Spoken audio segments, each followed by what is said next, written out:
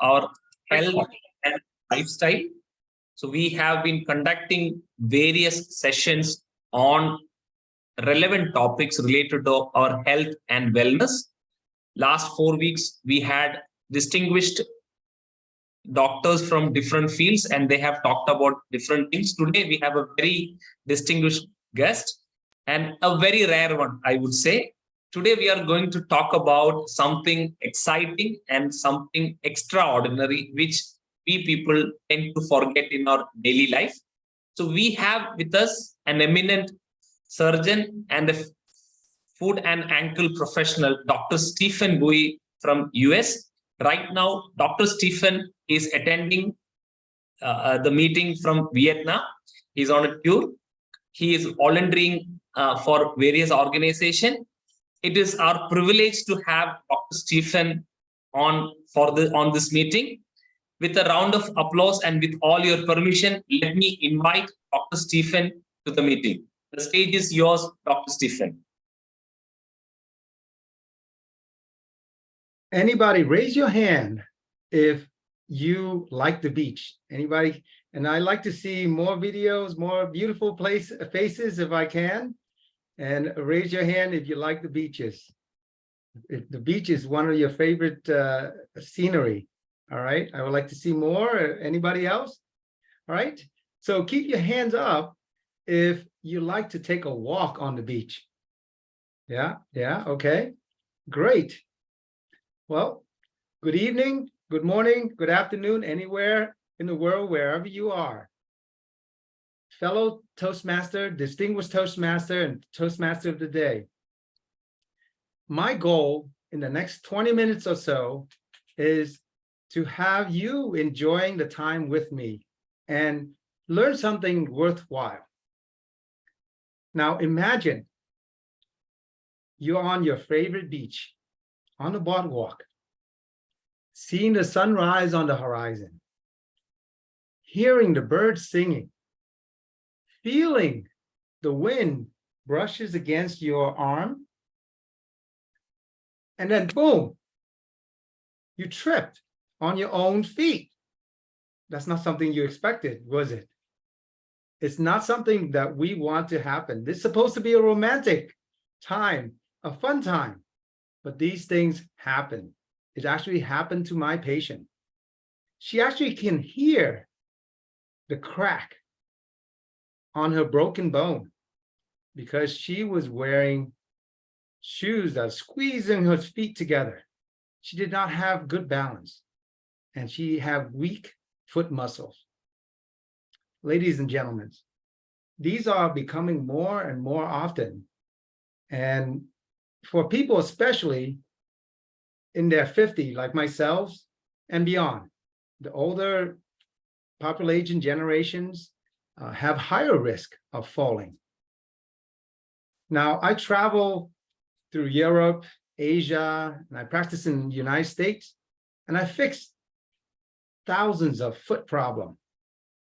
But one thing I learned is that there is an easier way. And what my mom used to say in her own native Vietnamese language is something that had the same meaning as an ounce of prevention worth a pound of cure. Now, in this point of my life, I've done surgery, I've done treatments, I've done many different things. But I am now more and more passionate about preventing people from getting injured because I see the bigger impact that I have on people when we're able to prevent these things from happening. Now imagine by the end of the talk, what you can experience the same thing that we had set up before, a walk on a beach, minus the injury. Now you can actually experience, you can feel the grains of sand on the bottom of our feet, and you can feel the sand creeping into between the toes and the arch of your foot when you walk freely without any pain. This way, it allows you to embrace the moment and feel or prevent the worst outcome like we had with my patient earlier, that I have to get into surgery and fix her broken foot. Now, are we ready to learn and have better foot strength, better balance and flexibility? You guys ready for this? All right, let's get into it. Now, before we get into the nitty-gritties and the details, let's get some of the facts straight. Did you know that there are more than a quarter of the bone in our body are actually in our feet? That's right, 52 bones in our 2 feet. And there's 33 joints, over 100 ligaments, tendons, and muscle. This is the reason why Leonardo da Vinci, anybody heard of Leonardo da Vinci? Yes, very familiar face and sound, sight. I mean, when you look at the Mona Lisa, the Last Supper, he called the human foot the masterpiece of engineering and the work of art. And indeed, it is so. We have to work on building the strength of our foot. Now, did you also know that women have 4 times the amount of foot problems men does? Anybody have a guess why that is? Well, it's related to the things that they do to their feet. Well, like the shoes that they wear, how they are pointed toes, squeezing the toes together, make it very inefficient for you to walk because the toes are not in good alignment. Well, what about the heels? The heels that lift their calves up, making their calf very tight, causing poor posture, poor balance. Well, think of a house. If you're building a house to stand up straight, you want a strong, flat foundation. You wouldn't want to build a house on an angle. You would take so much more engineering and building material to build a house on an angle to be structurally sound versus a house on a flat platform. Well, we all make our choices, and I'm so glad that many women are empowered to wear shoes that are comfortable. No longer pointed toes or stiletto heels. They are still popular though, but many women have a choice. For example, at work, many workplaces don't require women to wear those kind of shoes anymore. As versus in the past, if you work in the legal, professional occupations, you're required to wear these nasty foot busting shoes. Well, here's another fact for you. Now, anybody here are ticklish? Raise your hands if you're ticklish. I'm one of those people as well. But did you know that our feet are made for tickling? Now, here's why. Your feet are one of the most sensitive parts in your body. Now, each of our foot has over 200,000 nerve endings on the bottom of our feet. Even with thick skin on the bottom, we're still ticklish.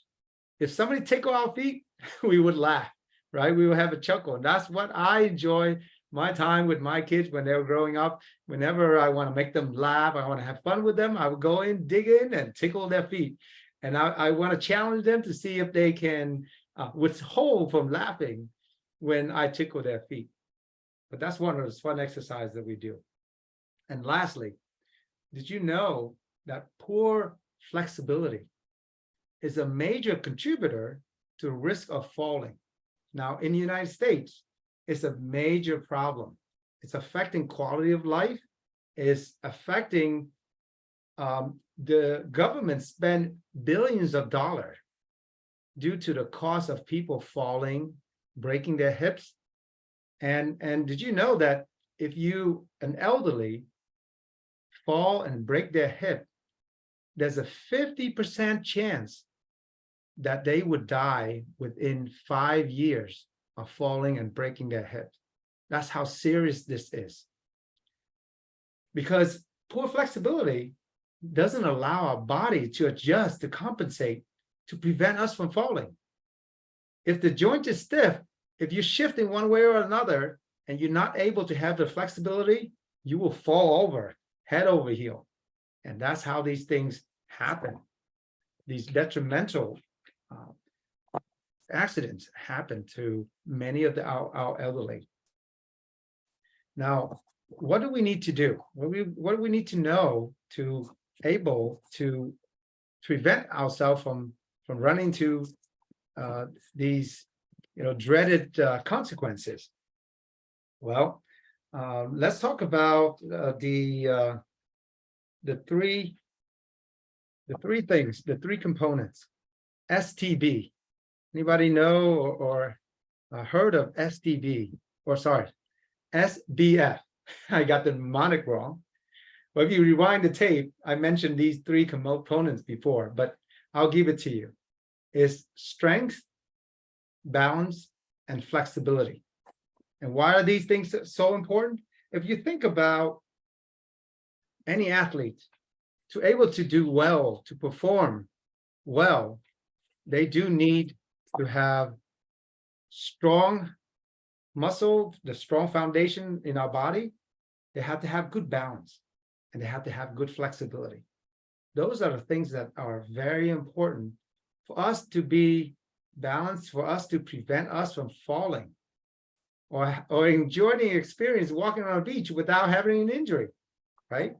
So what I like to do is I like to show you, because by the end of this talk, we have to be able to do the drills and do the things that reverses the effects of the ill-fitting shoes that we're wearing for all these times. And if you wear shoes, you need to do these exercises. Now, if anybody here, raise your hand, if anybody here that don't wear shoes at all. Now, their feet is bare all the time. I don't know of anybody that do that, right? So these exercises are so important. I'm going to go over it with you one by one, and I'm going to show some videos so that it will seal the impression for you as well. So strong feet equal strong body. Why? It's because walking or jogging or aerobic exercise requires our feet. Jogging and walking are the most efficient exercises to help to build our aerobic system, our heart, our lungs. This is the reason why we need to build the strength from our feet up, okay? And the second thing is the balance, or the S, right? That stands for the S. The second thing is the balance, the B, balance or proprioceptions. And these, if you have good balance, good proprioceptions, it allows us to prevent the initiation of the falling in the first place, because your body can adjust. And the flexibility of our joints allow us to move, to prevent us from tripping ourselves, tripping over our own foot, or tripping over something that is so remote as a small lip of the walkway that we're walking on.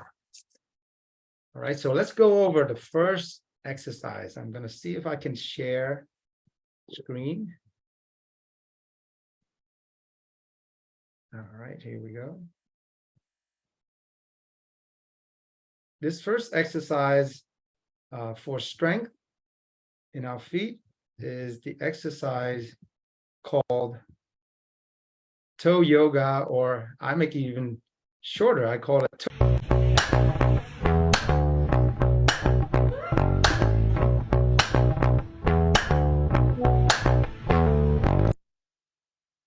So as you can see in the video, let me stop sharing. As you can see in the videos, our goal, and if you're comfortable where you are, you can take your shoes off and try this with me as well. Our goal is to move the big toes and the little toe independently. So when you're moving the big toe up, the little toe's going up and down. Well, try it for yourself to see if you're able to do that. We're supposed to be able to do that. But guess what wearing shoes all the time does to our feet? It weakens our feet, that we are not able to coordinate to move them independently. Most of my patients that come into my office, they're not able to do that. They can move all the toes up or all the toes down, but they're not able to independently move them. But it's very important. The big toes are designed for push off, allowing us to push off to propose through the gait, and the little toes also to help us balance between the big toes and little toes. So if you're not able to do this, please spend 5 to 10 minutes every day to work on them. I can guarantee you, now there's no quick fix or things that happen overnight, but if you spend 2 weeks doing the exercise, and sometimes you might have to hold your big toe down or hold your big toe up to move the other toes, but start with that. Gradually, you will improve, and you will improve your mobility, your strength from just that toe yoga exercise. Okay. Second thing that we're going to address is the balance or proprioception. How can we work on that? Well, the first exercise that I like to, and I can walk you through this, is actually very easy. Everybody can do this. Well, almost everybody can do it. Is single leg stand. Stand on one leg, okay? And see how you can balance yourself. Because a lot of times we don't challenge ourselves to stand on one leg and then switch to the other leg. Now, if you want to make it a little bit more difficult, you would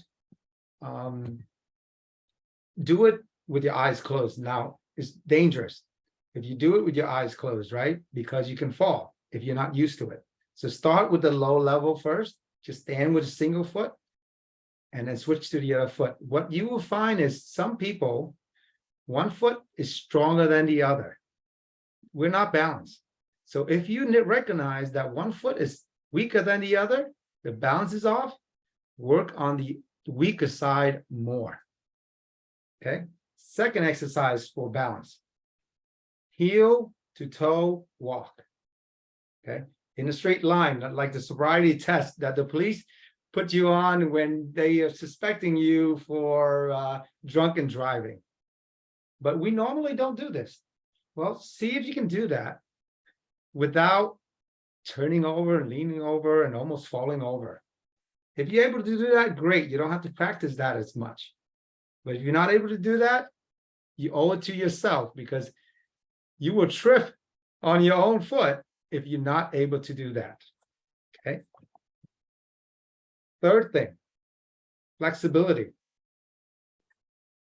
The first exercise for flexibility, I recognize you guys recommend you to do. Let me go grab this. Is find yourself a spiky ball, because it serves two purposes. Now you can use a flat ball as well to help with flexibility, but a spiky ball serves two purposes. The first one is it allows you to stimulate the nerve ending right on the bottom of our feet. And the second is massaging the foot to allow it to have good flexibility. So you want to put some pressure on and rolling around your foot, around the toes, to move the toes and move the foot and manage the range of motion, to have full range of motion, move the ankle up and down as well. So spike ball for foot rolling. The second exercise is, I call it toe flossing. Just like flossing your teeth, right? Just like brushing your teeth, it's very important for all of us to do these exercises on a daily basis. Just think of it as taking care of ourselves to prevent things from happening. Now, if you don't brush your teeth, 1 time, 2 times, not a big deal. If you don't brush at all, what would you imagine your teeth would look like? Well, we don't exercise our feet. We don't exercise our toe. Well, that's why we are in the shape that we're in. Older people, very poor balance. Now, we keep up with these things, we're minimize our risk of injury. So toe flossing, okay? Imagine this is your foot. Take your hand on the opposite side, put your fingers between the toes and grab them. First, you want to move them all around, move them up and down. Now, especially the big toe, you want to move the big toe Big toe range of motion is very, very important. It's 10% of your whole body pushing off. If you're not able to have good flexibility on the big toe, you will have poor balance. So that's what we need to do on working on flossing your toes. Okay, so we went through all the exercises. Now, one of the things that I like to challenge you to do as well, and this will only take a minute. Hopefully I won't go over time. And I'd like to share the screen.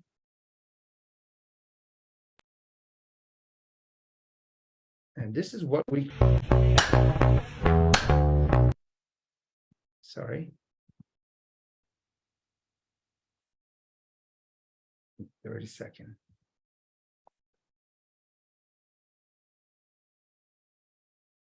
All right, here we are. And I will share screen.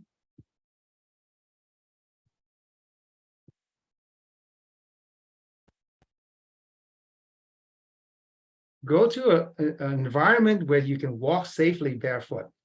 At a park or whatever it is, we had a resort that I was invited to create a barefoot park. This is where we did it. In Georgia.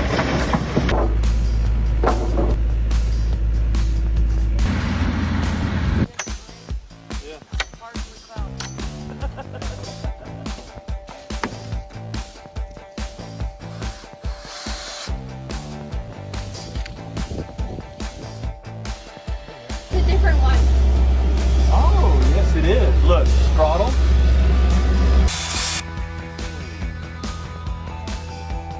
Day 2 of the Barefoot Retreat.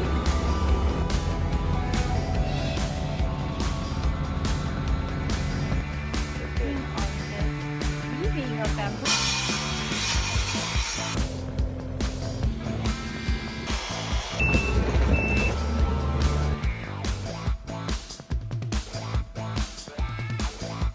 All right, stop sharing.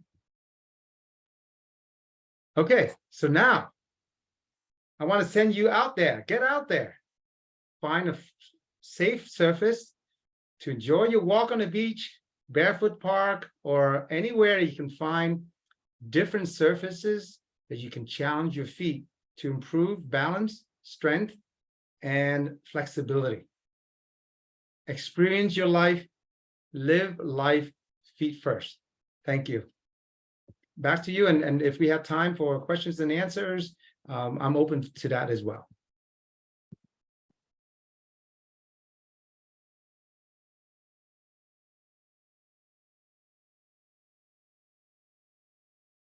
I'm not able to hear.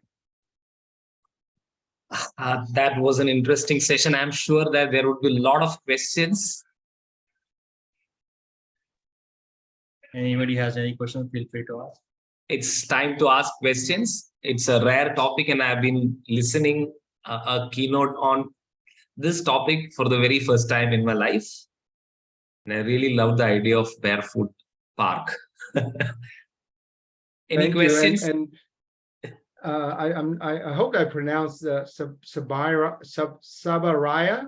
Aparajita Sebastian has a question. Can we take that question, Dr. Stephen? Yes. Yes, absolutely. I just want to commend Sabaraya for getting the answer right. And she was able to walk on the beach yesterday as well. So good job. All right, go ahead with your question. Okay. Yeah, hi, good morning, doctor. That was a very insightful presentation. So you talked about wearing shoes and then at disadvantage it provides. So my question is like, so every time you wear shoes for a long time, so we have to basically, keep it in our mind to do those flexings every time, or is like, you do it as a part of your exercise regime? What I recommend, because especially if we wear stiff shoes, tight shoes, well, we want to prevent from doing that. And there's a term they call it, it's very popular now. It's called natural shoes. Natural shoes are shoes that are shaped to your feet so they don't squeeze the toe together. They don't have a thick insole. They don't have a lift, so that they allow actually your feet to feel the ground more. So definitely look, I would like you to look up barefoot shoes or natural shoes so that your feet can have, when you walking around barefoot, you're doing all these exercises at the same time, work on flexibility, balance, strength at the same time, because you're feeling all the muscles. Your toes grip the ground versus the shoes doing all the job with gripping the ground, so you don't need to do that. So if you wear shoes, and we all have to wear shoes, so I do recommend everyone to do these exercises at least once a day. Just spend about 10 minutes doing it once a day to reverse the effects of wearing shoes, because we cannot avoid wearing shoes, right? Because going to work, it's kind of strange to go to work without wearing shoes. But when you get home, treat yourself, treat your feet with doing the exercise. It's actually feels really nice when you do it. So does that help answer your question?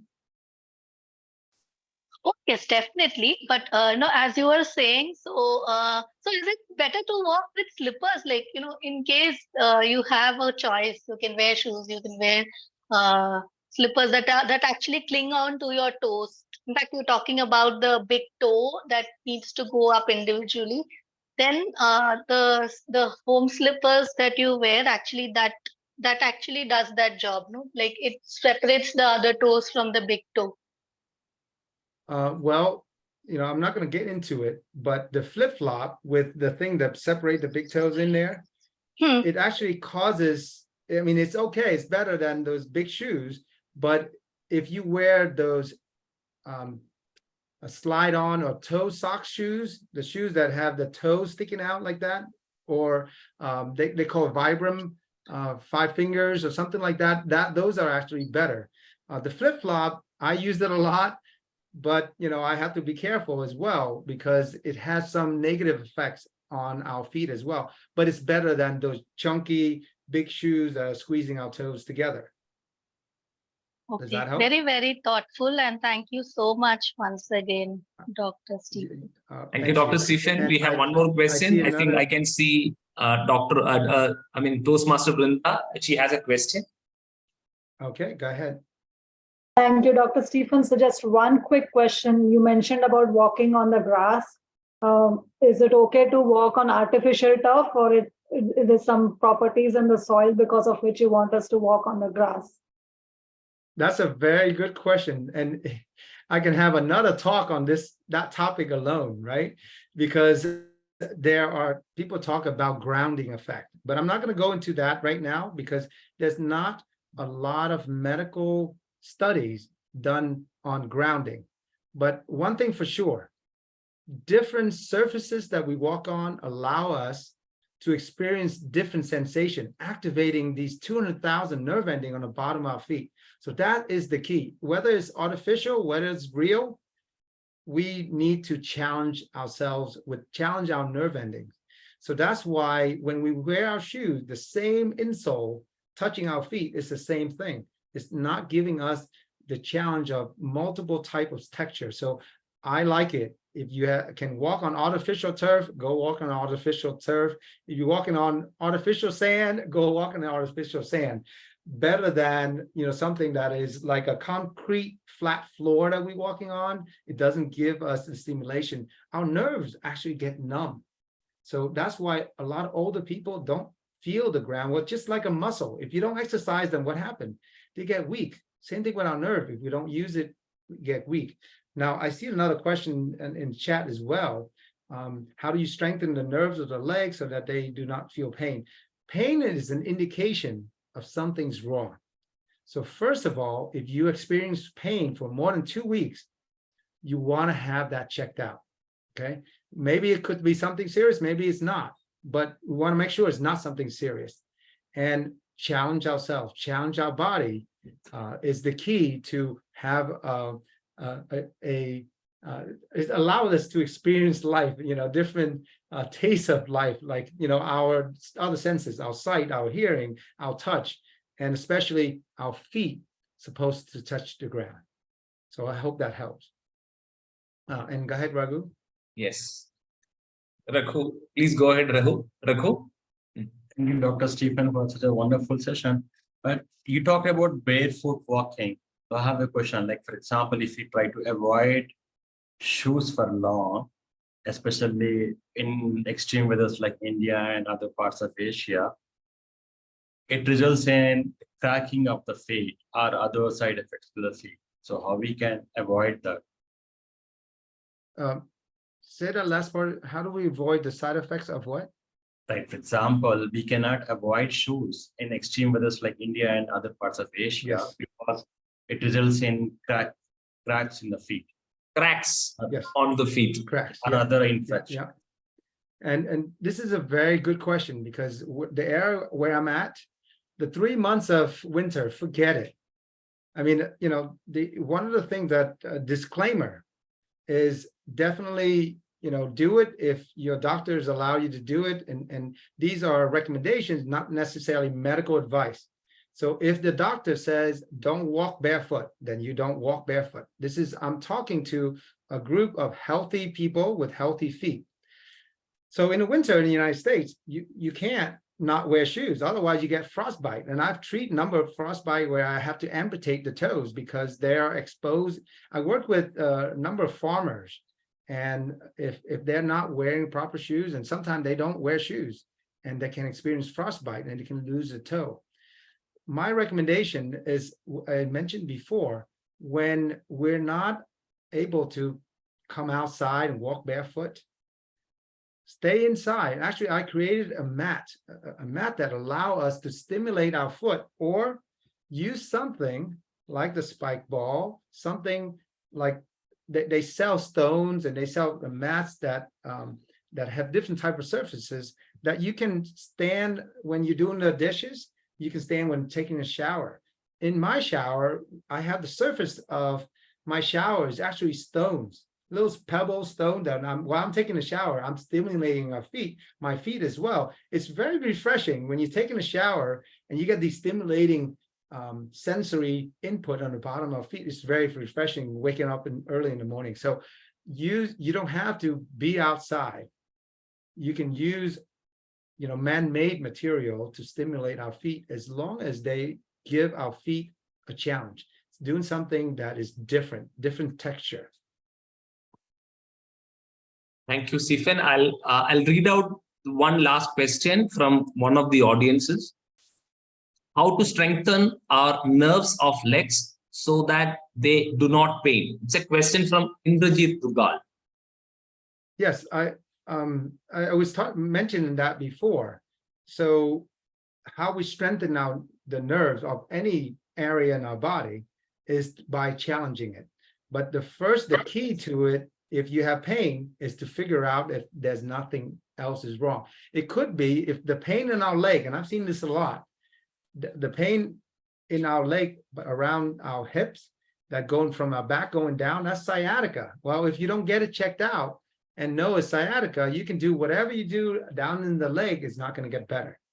But if it's something that you have an injury, that area get numb, trying to work on stimulating the area, work on the strength, work on mobility, that help that area get stronger. So challenge ourselves.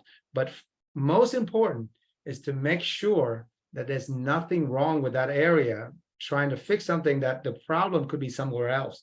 You're not going to be able to solve a problem that's caused by issues that's somewhere else. Thank you. And we have no more questions. And it's time to express our gratitude to Dr. Stephen. It was an interesting and informative session. I would request all the participants to unmute and give a thunderous applause to Dr. Stephen for the. Thank you. And I hope that the 20 minutes or 20 minutes plus that we spent together is worthwhile for all of you. It was interesting, and I owe you for your time. It was really good. Thank you so much. I enjoyed it as well. So I think our goal is achieved that we set at the beginning of the talk. So thank you very much for giving me the opportunity to share our knowledge, and I'm welcome to any feedback if you have, or even any questions you have in the future. Please feel free to contact Pramod or Raghu, and they can forward the question to me, and I can answer personally as well. So thank you. Thank you. Thank you, Doctor. Thank you so much.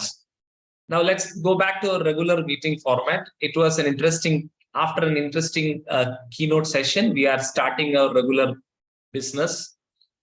For the information of guests, we have 3 sessions. First is prepared speeches. We have a speaker today, and he will be delivering a speech based on certain project objectives. He had selected a path, and everything will be explained by his evaluator. Later, this speech will be evaluated by a seasoned Toastmaster. So that is the first session. Second is a session of table topics. That is a session where you would be getting an opportunity to improve your impromptu speaking skills. And third one is the role player evaluation, where different people will come out with different reports and will give you an insights into your speech quality, mannerisms, and other necessary things which will help you improve your speech and which will help you improve yourself as a speaker. So these are the 3 sessions. To begin with our first session, let me invite the evaluator for today. We have a speaker. I request Dr. Jaykumar Sejpal to introduce the speaker, introduce the speech topic, and also the speech detail. Over to you, Dr. Jaykumar. Thank you, Pramod. So our speaker of today is Toastmaster Raghu. He has chosen the pathway of leadership development, and today he will be delivering level 1 and project 4, which is evaluation and feedback, and he would be delivering first speech of this project, where he would invite the feedback, and with working on the feedback in next speech, he will incorporate the feedback. And for today's speech, his speech title is 3W of Wealth. So we are looking forward to learn more about his Sattvic journey. Over to you, Toastmaster Raghu. And he has got a 5 to 7 minute time for delivering his speech. Where is distinguished Toastmaster Raghu? Just a minute. Yeah.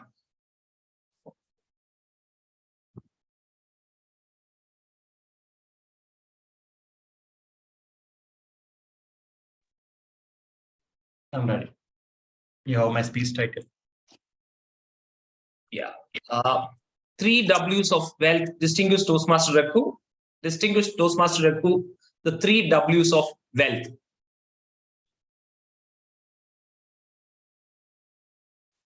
What do you do when you're low in your life, or at the lowest point of life? Do you give up, or do you work, or take it as a challenge and go ahead? Just like the ad for the Mountain Dew, which says, "Dar ke aage jeet hai." When you overcome your fears, you see the actual victory. What do you do? Well, I was in the exact situation. After the COVID second shot of the vaccine, I started developing a kind of symptom where I had this happening to my entire body. This is just a part of my hand, but this was happening on my entire body, from my foot till my head. It continuous itching, and it was burning, and I could not do anything about it. Any doctor that I tried to consult, they were just giving me some tablets, which was medicine, which was putting me to sleep, or just giving me temporary relief. It was not helping me at all. And then guess what? I went to one doctor who happens to be the father of one of my child's friend. He got me tested, and my diabetes was at the peak. My H1B1AC was at 9.2. Let me share my report here. That's 9.3. And that's not enough. I had my blood pressure, which was going at 180 to 196 by 110 or 120 happening at all. One time when I went to just consult a doctor for my wife, I just tested my BP out of fun. And then there were alarms looking at blood pressure that I had. What should I do? Should I just give it or fight for it? I had a choice, and I was dreaded at that moment because my family had a history of diabetes running into my uncles, my father, and so many people who were affected by it.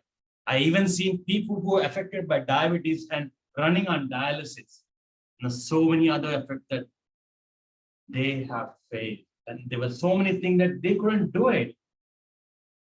While every part of world, their life starts at 40, but in India, we have a second opinion thinking that life ends at 40. And I didn't want to go in that mode. I said, challenge accepted. And started working on my health. And a consultation of one of my friends who said, you go and take health of Ayurveda, which will help you a lot at this point instead of going for the allopathic medicine. That's what I did. I consulted my cousin, who was an Ayurvedic doctor, and started taking medicine. I started working on my health, and guess what? I have regained my health following these 3 W's. 3 W's, and I'm going to share my information and the secrets to this health today. First W is walking. We humans are made by Almighty God to move around, to enjoy our life. It's all about moving around. Every movement is about movement. Every movement is about your movement. Walk, run, crawl, doesn't matter, but keep moving. As John Martin Luther King has mentioned, told, it doesn't matter where you want to. You crawl, fly, run, walk. It's all about movement. And I started walking. It was troublesome in between with my weight at 103 kilos. And I had trouble. I had knee pain when I tried to walk even for few steps. But I kept moving. As I started walking, I slowly increased it to 5,000 steps every time that I was walking every day. And I slowly increased to 10, 15, and then 20,000 steps every day. That helped me in my digestion. That helped me keeping myself active. That helped me also reduce the initial weight loss, which we lose by losing water content from our feet and then body. Second W that I followed was about maintaining, watching out my intake of food. This intake had several factors. First is looking at the 3 whites in kitchen, avoiding them, which was white flour, which is called maida in India, and then also white rice, avoiding that, and then sugar, avoiding that white sugar, and replacing with all alternatives, maybe millets, maybe anything else as a jaggery, but instead of the sugar and everything. That helped me initially, and slowly started watching out all the calorie intake using applications like Healthify, etc. That helped me to maintain my health to an extent. And I started working on, I started taking protein shake instead of one meal at a time, and started walking every day, working on myself then. And then comes the third most important part is water, keeping myself hydrated. This helped a lot in my digestion, drinking at least 1 liter of water, warm water when I wake up, and then ensuring that I drink at least 3 to 4 liters of water on every day. And then also following intermittent fasting, starting with 12 hours, increased to 16. And then now I'm at 20 hours window of intermittent fasting. Sometimes I even do 22 hours, sometimes even 36 to 40 hours. And guess what? This is the transformation I have today. Let me share my screen. Now you look at my previous report, and this is my latest report, which keeps at 5.9, my H1BSC from 9.3. Not just that, this is my transformation from June 2022 to June 2023. The intermittent fasting has pushed me into autophagy. I was able to reduce all that allergy effect that I had from my COVID vaccine. I was able to reduce my glucoplasma, or rather what you call it, diabetes, I am also right now trying to grab and control my blood pressure. What about you? Are you going to just watch those Netflix series or anything else in TV happening with your cookies, or maybe popcorn, anything, just like couch potato? Or are you just going to wake up at least now thinking about how to work on your health? 3Ws are here waiting for you to work upon to improve yourself. It is your decision whether you will work upon yourself or just make another excuse for that Toastmaster. Whatever be the project objectives, but this is a real inspirational speech. Thank you, Raghu. I'm sure that many people would be contacting you to learn more about your inspirational journey. And let's move on to the another session, which is this session is a special session, and it accommodates Toastmasters and guests alike. To conduct the session, we have an HR professional based out of Canada, an ex-banker, and a seasoned Toastmaster. And she rejoined Toastmasters very recently. With a huge round of applause, let me welcome Toastmaster Vrinda for conducting the table topic session. Over to you, Toastmaster Vrinda. Thank you, Toastmaster Pramod, and hello, greetings everyone. This is my very first time taking the stage and conducting a table topic session. And I'm going to step out of my comfort zone and share my screen with you. And so because I've got a small PowerPoint with all the topics ready for you. It is open to everybody. As Toastmaster Raghu says, life is not a prepared speech, and we should be able to learn to speak impromptu. So here goes my topics. I will just share my screen. Just give me a moment, please.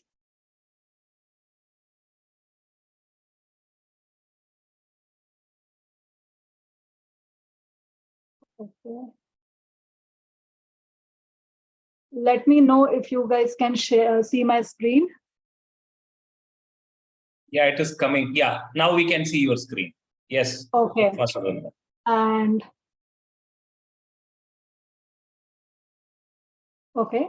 So the table topics is going to be 1 to 2 minutes for each speaker. Guests are welcome as well, as mentioned by Toastmaster Pramod. The timer would be at 1 minute, 1.5 minutes, and so 1 minute would be green, 1.5 minutes would be yellow, and red at 2 minutes. I've got a variety of topics. So the first topic is punctuality is desirable, but not always. So I want someone to take up this topic in both sides. So switch between punctuality is important and punctuality is not important always. Anybody who would want to volunteer to speak? I can see HTM Ajit raising his hand. So over to you, Mr. Ajit. Is my voice audible? Yes.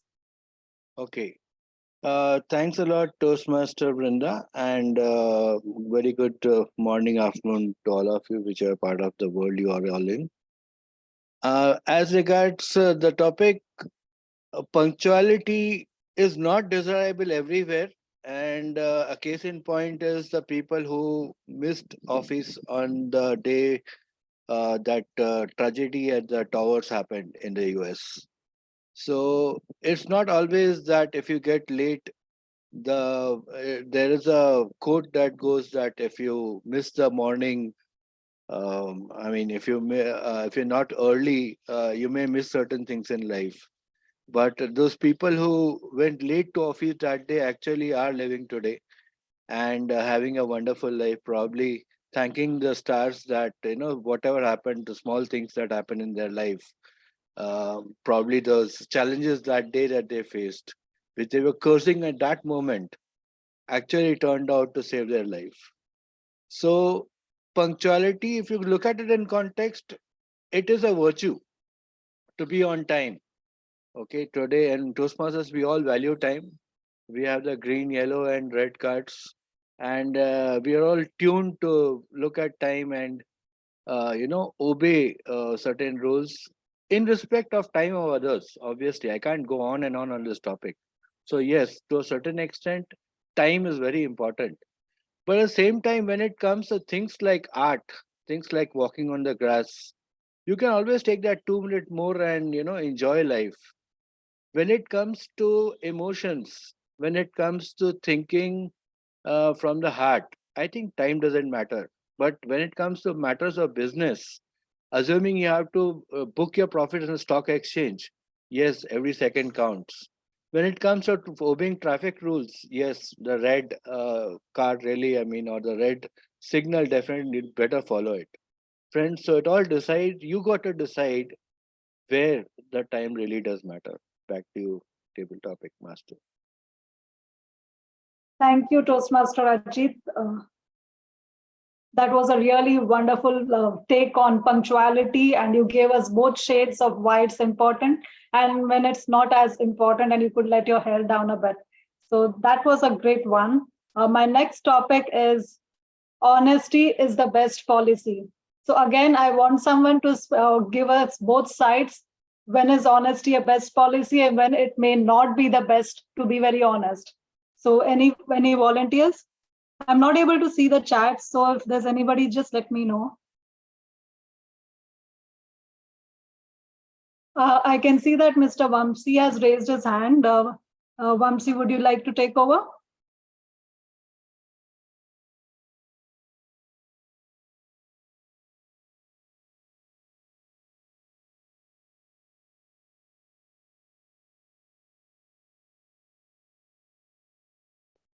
If you're talking, we cannot hear See, you. you're on mute, I guess. Either you remove your headphones and speak directly.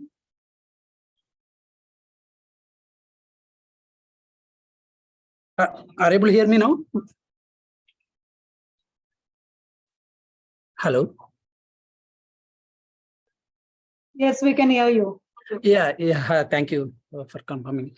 Yeah, honesty is the best policy in the one aspect. If you are going for like as a professionally, wherever like what is the profession, whatever the profession is, the honesty is the best policy. Most of like people we know, the honesty is the best policy in our in professional life, and wherever it's like you are talking to someone else, the different kind of people. But according to my perspective, honesty is the best policy I'm following. But coming to the other aspect, in some aspect, in emergency situations or any other scenarios, the honesty sometimes it's not work. According to my opinion, sometimes the honesty is the best policy in like certain scenarios, not always.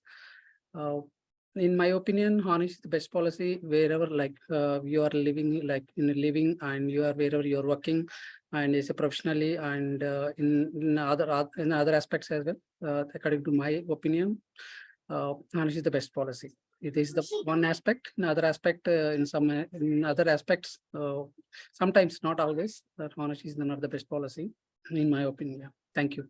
Back to you, TTM. That was a great perspective. So you mentioned about honesty is the best policy. I just want to place another perspective is when honesty may not be as great when, especially to the men, if your wife asks you, how do I look? You know what answer to give. That was exactly going in my mind, Banda. So my next topic is, just a moment. I'm just trying to. It's just a suggestion, Brinda. When you are given the topic, you can stop sharing and then. Okay. Yeah. Thank you. So my next topic is age is just a number, and I can see Dr. Mary raising her hand. So I will hand over to Dr. Mary.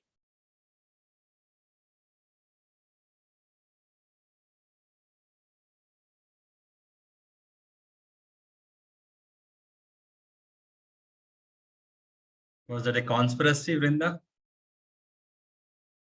Not at all. I can see a very limited window. So I saw Dr. Mary's hand. So I thought, okay, let me just catch her.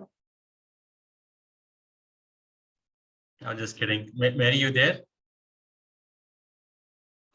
Dr. Mary, are you there?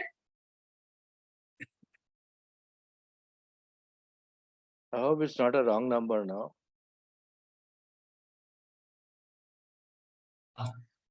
Yeah, you're on mute, Dr. Mary.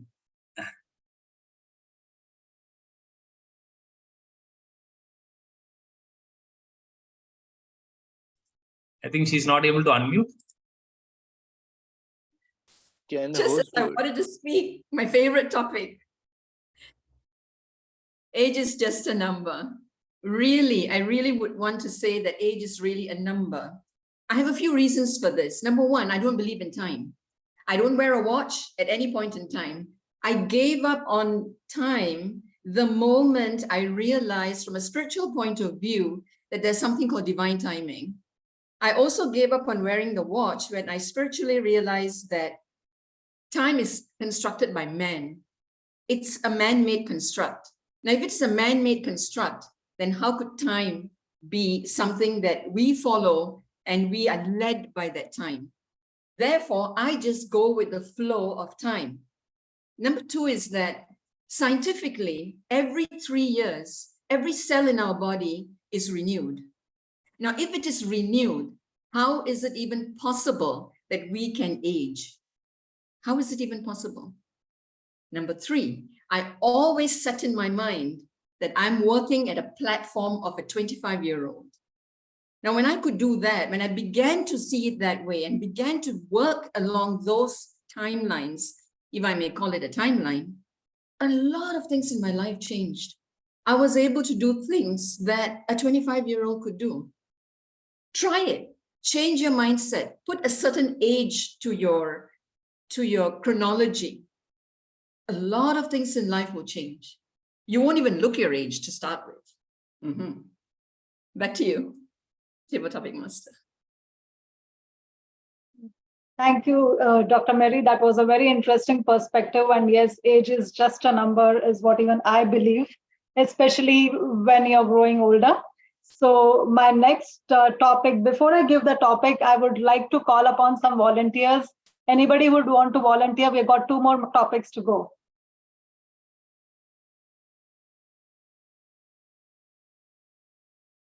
I don't see any takers out here. Do you want me to nominate? Oh, I can see Naveen. I think you're raising your hand. So Yep. would you like to volunteer? Sure, I can give it a try. That's all right. Sure. So my next topic is, I'm just going to share my screen again. Is it the same one? No, not the same one. I'm Not the just, same. yeah. So the most important, sorry. Let me try this again. Oops.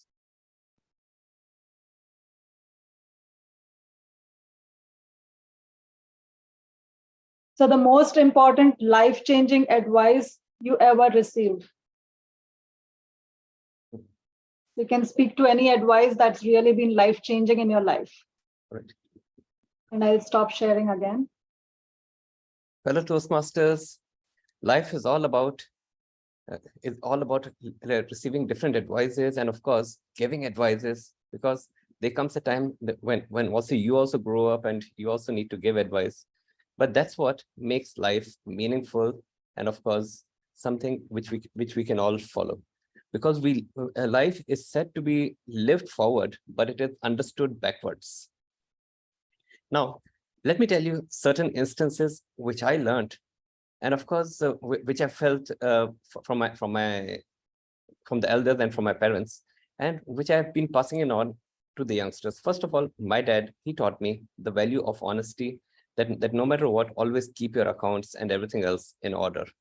And of course, initially, like I used to be quite careless in that, and I used to say, okay, take it, I'll do it whenever time comes. But I realized over the period of time that this habit of his really really that has developed goodwill amongst all his friends and all his dealers. So I also started following that. But now, and the second thing he taught me was that don't always be logical. And of course, that is have compassion towards other. You can't think everything logically. And I learned that over a period of time. I didn't understand it for a long time.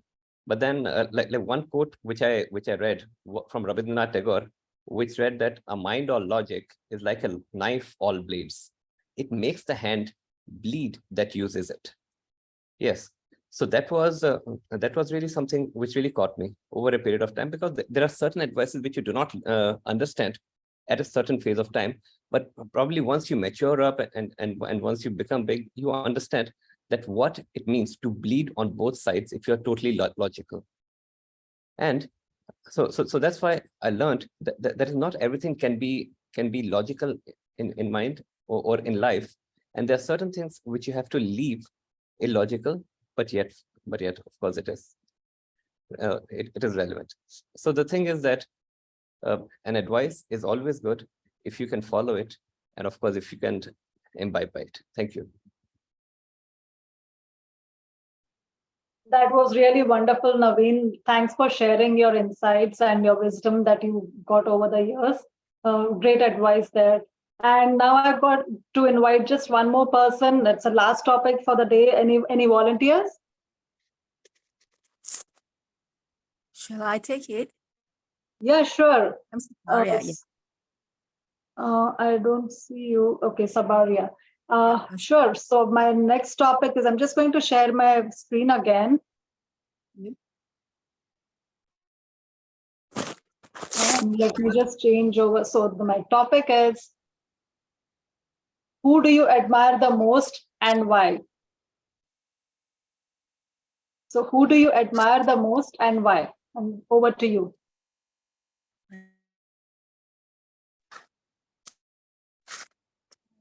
Oh, I want to have a look at the time.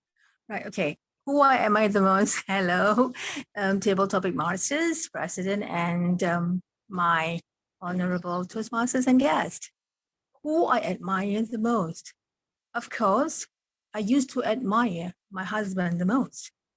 Then when I am now medically challenged, I realized that there is a human being here, not here, in the world, that has been an inspiration for all human beings. He happens to be the prophet, our prophet, the Muslim prophet, Muhammad, because he's an example of what humans should be. And I realized that after I got sick, because when you are sick, you have to be nice to others. And I realized that that's a good teaching, because in order for us to be healthy, in order for us to be good human being, you have to be good to others. And I believe that teaching is the teaching of everybody, of all the prophets and of all the gurus in the world. And I admire him a lot because he teach the human how to be good human, how to be great human, how to be giving, because giving is the best thing a human should be doing to others. And here I am on a wheelchair and I'm recovering, and I believe in giving, and I believe in inspiring all my friends, Toastmasters, and also everybody else that are non-Toastmasters. And I believe these are the person that we should admire, someone who teach others to do good, who teach others, who also impart knowledge, just like Dr. Stephen just did earlier on. I like that. And I believe this is the person I admire the most. Thank you so much, Table Topic Master. I didn't see the timer. Thanks, back to you. Thank you, Sabaria. That was such a lovely sharing that you did about, learn from somebody who's teaching us good values.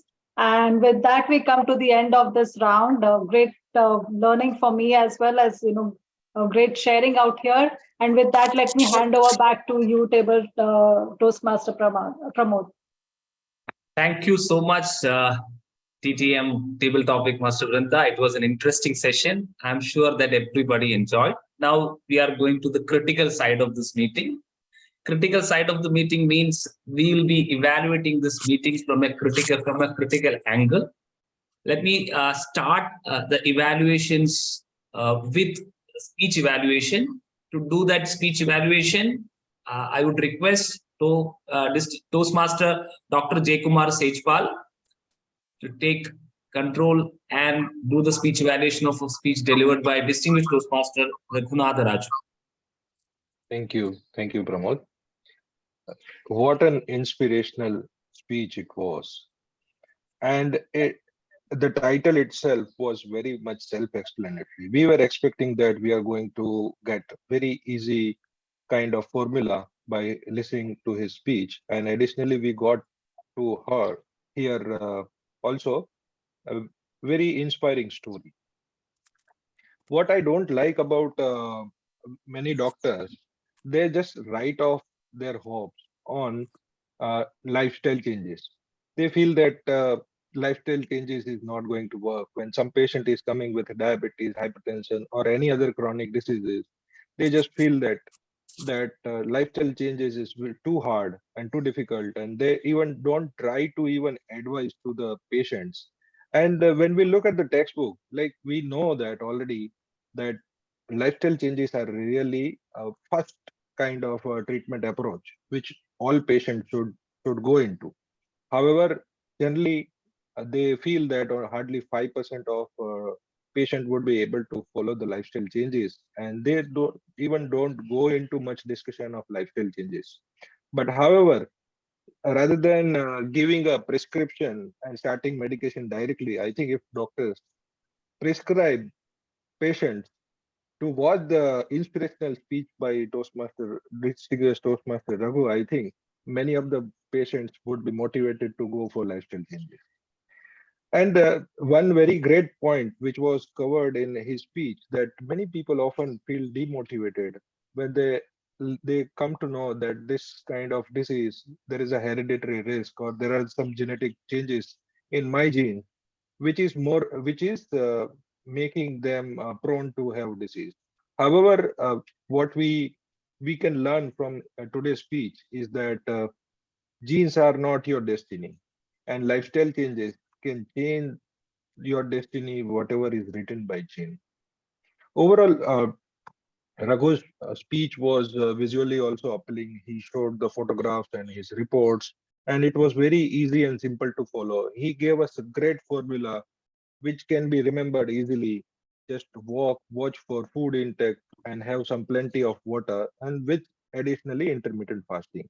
So as soon as he completed his formula and showed the result, I think all of us were inspired, and all this formula is inscribed to our mind, and we will remember it always.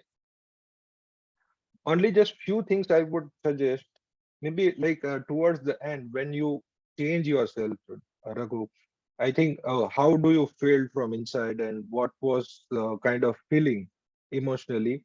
I think if you can focus more on that, it will be still much more motivating for us.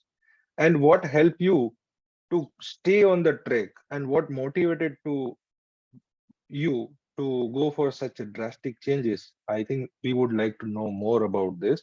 And only one, I think, small thing which I could find out, that blood pressure towards the end I missed. I know that you reduced the weight, HB1AC also came in control, but I would like to know more about blood pressure control as well. So overall, I felt really inspired by listening to his speech. And as soon as I finish this meeting, I'll be going for walk, and I'm already taking water with me right now. And yes, I'll keep watching my diet also.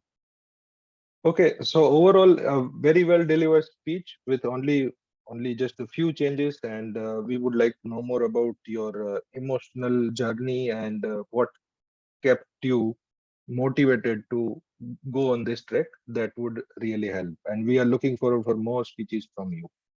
Thanks. Over to you, Pramod. Thank you, Jay. Distinguished Toastmaster Raghu, this is the advantage of getting a doctor as an evaluator. He will give you an altogether different perspective to your journey. So your journey is not complete. It is still, you have a long way to go. Thank you. It's time for us to start with the role player evaluation. time is the most important thing, and we are on time as of now. I would request our timer. He's doing the role for the first time. I was continuously getting message from him about the timings, but not even a single flow. So far, I sincerely want to give him a big round of applause. And Toastmaster Miral, please present your timer's report. Welcome. Thank you, Pramod. So yeah, you already mentioned this is my first time doing a timer report. So thank you for that. So for the timing, keynote speaker, Toastmaster Dr. Stephen Bew took 20 minutes, 45 seconds. For prepared speech, Toastmaster Raghu took 7 minutes, 57 seconds. For the table topics, we have 5 contestants, and Toastmaster Ajit took 2 minutes, 15 seconds. Wamsi took 1 minute, 26 seconds.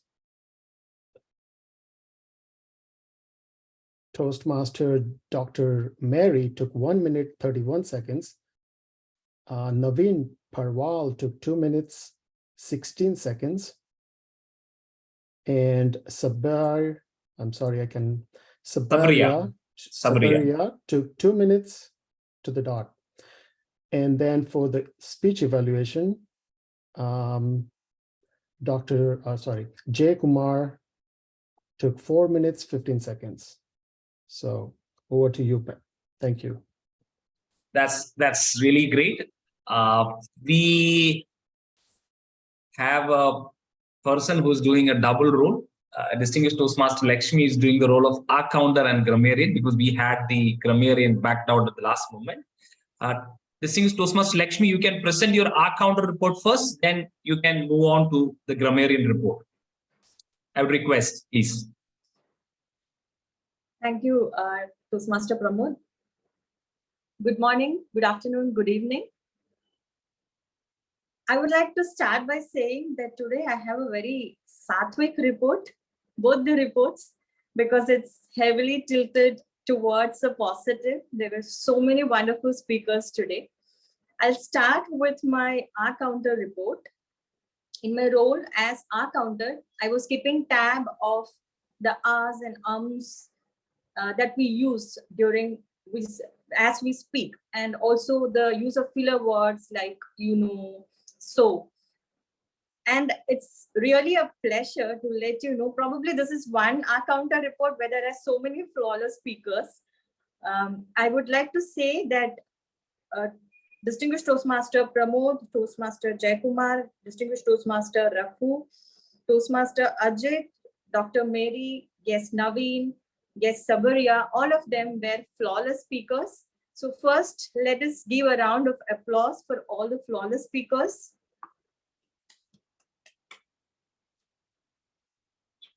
Now, Dr. Stephen had 2 R's in his speech. Toastmaster Vrinda had 4 R's in her speech. Guest Vamshi had 5 R's in his speech. He used 2 times and 2 times like. Moving on to my grammarian report, I could just make note the good uses and not so good uses today. And there are a lot of good uses of language. I would start with Dr. Stephen. He used the words empowerment, nasty, dreaded consequences, leave life feet first. Distinguished Toastmaster Raghu used the word couch potato. Toastmaster Vrinda used the word step out of my comfort zone. Toastmaster Ajit used thanking the stars, virtue. Guest Vamshi used the word scenario. Dr. Mary used the words divine timing, chronology. Guest Naveen gave 2 quotes of wisdom. Life has to be lived forward but understood backwards. That kept me thinking for a while. A mind all logic is life a knife all blade. Toastmaster Jaikumar used the words prone to genes are not your destiny. I could just note one slip of tongue as a not so good usage. Someone said many doctor, which could have been many doctors, but I'm sure that was a slip of the tongue. So that concludes my grammarian report. A great round of applause again for all great speakers today. Over to you, Toastmaster Pramod. Thank you so much, distinguished Toastmaster Lakshmi. Now we have come to the end of today's session. I would request distinguished Toastmaster Raghu. Raghu, you have some announcement to the speakers? You have any announcement to the audience? So I announced I want to stop recording.